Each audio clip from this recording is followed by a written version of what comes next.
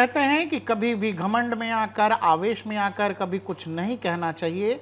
और एक और बात हमारे यहाँ भारतीय संस्कृति में कही जाती है कि आप जो करते हैं उसका जवाब थोड़े ही समय में आपको कहीं न कहीं से मिल जाता है। 2024 लोकसभा चुनावों के दौरान बीजेपी के अध्यक्ष जेपी नड्डा ने एक बयान एक इंटरव्यू के दौरान दिया।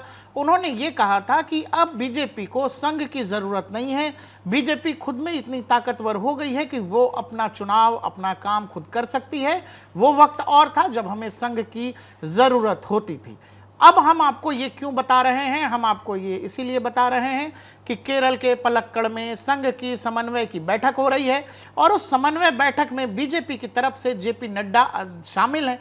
और जेपी नड्डा शामिल तो हैं, लेकिन जब आप ये तस्वीरें देख रहे हैं तो आपको ये समझ में आएगा कि संघ की बीजेपी के अंदर अगर आप देखेंगे तो संघ की भारतीय राजनीति में बीजेपी को लेकर क्या अहमियत है आपको समझ में आ जाएगा। मंच पर जो लोग मुख्यतः विराजमान हैं वो कौन लोग हैं? मोहन भागवत संघ प्रमुख, और उनके बगल में बैठे हैं दाईं तरफ वो हैं सर कार्यवाह दत्तात्रेय हसबोले, और सामने की पंक्ति में जो लोग बैठे हैं उनमें जेपी नड्डा भी शामिल हैं। अब आप ये समझ लीजिए कि जेपी नड्डा को मंच पर भी जगह नहीं मिली जो संघ की बैठक है। अब आप ये समझ सके होंगे कि संघ की बैठक में संघ के ही लोग लीड करेंगे। बीजेपी संघ की एक शाखा भर है, बीजेपी का कोई शाखा नहीं है संघ की शाखा है बीजेपी, और बीजेपी जैसी कई और बहुत सारी शाखाएं संघ से जुड़ी हुई हैं। देश भर से तमाम कार्यकर्ता, बड़े पदाधिकारी जो संघ से जुड़े हुए हैं, उन सब का मेला उमड़ा है कहाँ? केरल में पलक्कड़ में। और ऐसे समय में संघ की यह बैठक केरल में बुलाई गई है जब बीजेपी कई तरह के मुद्दों से लेकर चुनावी मसलों पर भी घिरी नजर आ रही है। 2024 लोकसभा चुनाव के नतीजे जो आए उसको लेकर यह कहा गया कि बहुत बड़ी बात थी, ऐसा लगा जैसे संघ ने अपनी पूरी ताकत इन चुनावों में नहीं लगाई और उस बात का नुकसान बीजेपी को हुआ। कुछ जानकार संघ को जानने वाले ऐसा भी कहते हैं कि यह जानबूझ करके संघ की तरफ से कहा गया, क्योंकि जब जेपी नड्डा ने खुलेआम ये कहा कि अब हमें संघ की जरूरत नहीं है, तो संघ घर के उस मुखिया की तरह है कि जब आपका सब कुछ अच्छा होता है तो संघ साथ हो ना हो, लेकिन जब आप ये कह रहे हैं कि आप खुद अकेले चल सकते हैं तो संघ आपको छोड़ देता है।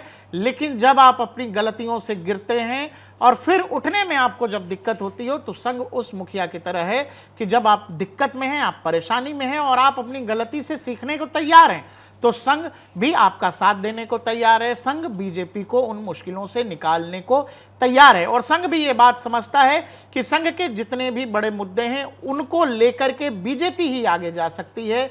इसीलिए बीजेपी को अभी तो नहीं छोड़ा जा सकता या बहुत इतर लाइन नहीं खींची जा सकती, क्योंकि 10 साल के शासनकाल में बहुत कुछ वो सब हो चुका है जो संघ के प्रमुख मुद्दे रहे हैं।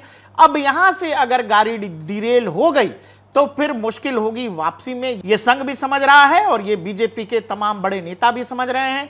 2024 के चुनाव संघ और बीजेपी को अपने अपने लेवल पर एक तरह का संदेश है। अब जिसने जो पढ़ा वो अपने हिसाब का वो संदेश उसमें वो अपने लिए पढ़ सकते हैं। अब कहानी यह है कि देश के अलग अलग राज्यों में हरियाणा, जम्मू कश्मीर, महाराष्ट्र और झारखंड में इसी साल चुनाव होने हैं।